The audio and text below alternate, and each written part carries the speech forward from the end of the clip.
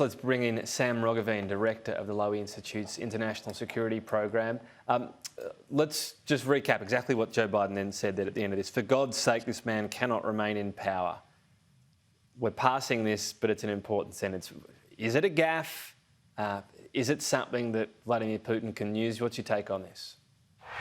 It does appear that way, and it's clear from the subsequent comments from Secretary Blinken that the administration is not formally advocating regime change in Russia. It's a mistake, certainly. I don't think it's catastrophic. Let's not forget that there was much stronger language used by American and Soviet leaders during the Cold War. I mean, Reagan was once famously asked what he thought the outcome of the Cold War ought to be, and he said, "Simple: we win and they lose." So, you know, American leaders are apt to do this kind of thing from time to time. It's a mistake. I wouldn't overstate the significance of it. There are bigger things happening on this stage at the moment, and I don't in any way mean to downplay the risks of escalation, because I think they are acute, but I don't think this is a major contributor to that risk. Right, and you know, always interesting to note when Donald Trump is weighing in on gaffes. I guess most of what he said, he just said, that's what I meant, take it or leave it. But when you talk about the significance of this, it does go back to Vladimir Putin, how ensconced he might be. You know, obviously whether he uses this to say, they want me out, but I'm your Russian president. But what do you think?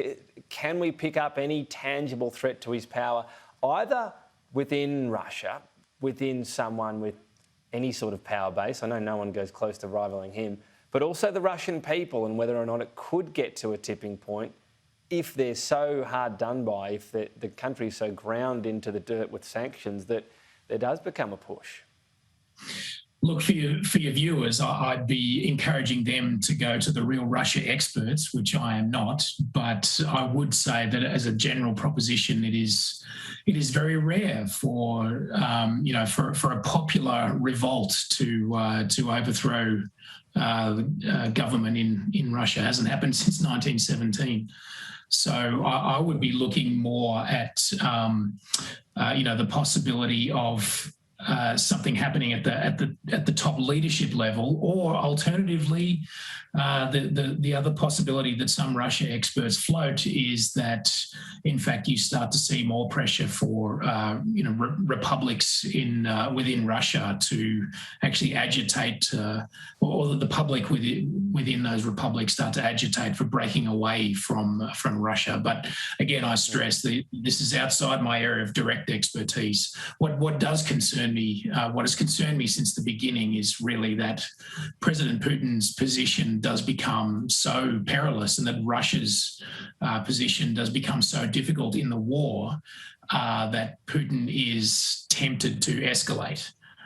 This is an idea that strategists call escalate to de-escalate, which is to say that you use a show of force, perhaps even with a nuclear weapon, a small nuclear weapon, to actually remind your adversaries that the stakes are extremely high and you'd better back off.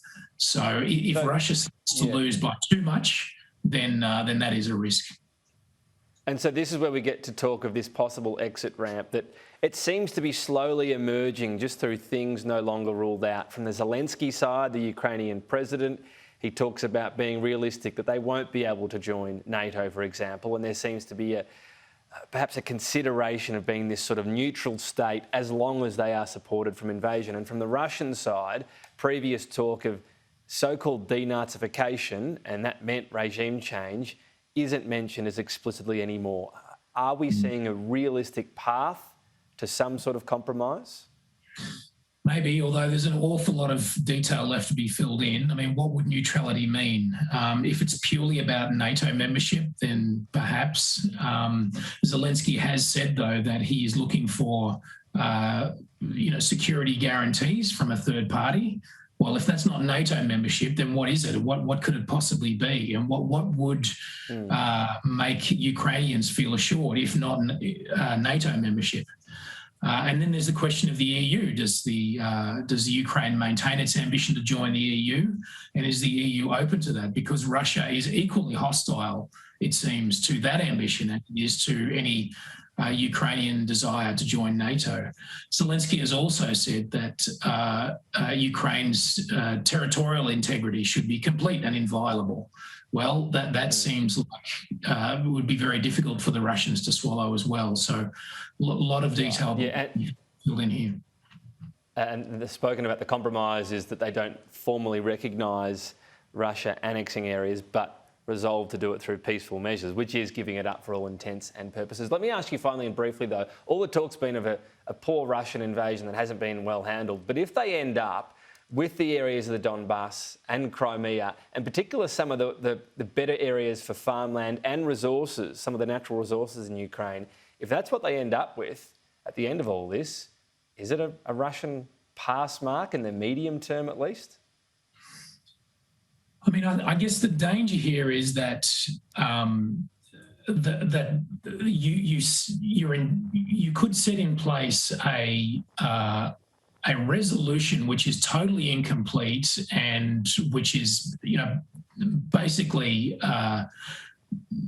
something that doesn't satisfy either side.